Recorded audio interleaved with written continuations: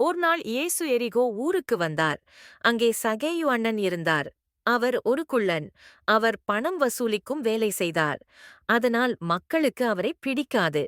சகேயு அண்ணன் இயேசுவை பார்க்க ஆசைப்பட்டார்.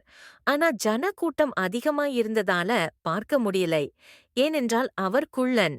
அவர் எண்ணினார், நான் இயேசுவை பார்க்கணும், எப்படியானாலும் பார்க்கணும். அப்புறம் அவர் ஓடிச் சென்று ஒரு பெரிய மரத்துக்கு மேலே ஏறி உட்கார்ந்தார். அங்கிருந்து இயேசுவை பார்க்கலாம் என்று நினைத்தார். அப்போது இயேசு அந்த வழியாய் வந்தார். இயேசு மேலே பார்த்தார். அங்கே சகேயுவைக் கண்டு அவர் சொன்னார், சகேயுவே, கீழே இறங்கு, இன்னைக்கு நான் உன் வீட்டுக்கு வரப்போகிறேன். சகேயு அண்ணன் மிகவும் ஆச்சரியப்பட்டார். அவர் வேகமா கீழே இறங்கி இயேசுவை வீட்டுக்கு அழைத்தார். அவர் மிகவும் மகிழ்ச்சியாக இருந்தார். மற்றவர்கள் சகேயுவை மோசமானவர் என்று நினைத்தார்கள். இயேசு எப்படி சகேயுவிடம் போகிறார்? அப்படியெல்லாம் அவர்கள் பேசிக் கொண்டார்கள். ஆனா இயேசு சகேயுவை நேசித்தார்.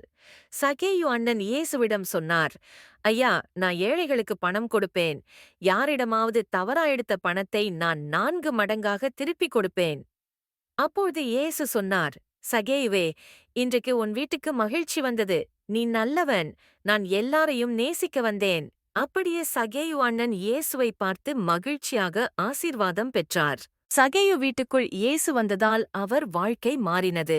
நமக்குள்ளும் இயேசு வந்தால் நமது வாழ்க்கை நிச்சயமாக மாறும். இயேசுவே, எனக்குள்ளும் வாரும் என்று அவரை அழைப்போம். இயேசு உங்களையும் நேசிக்கிறார்.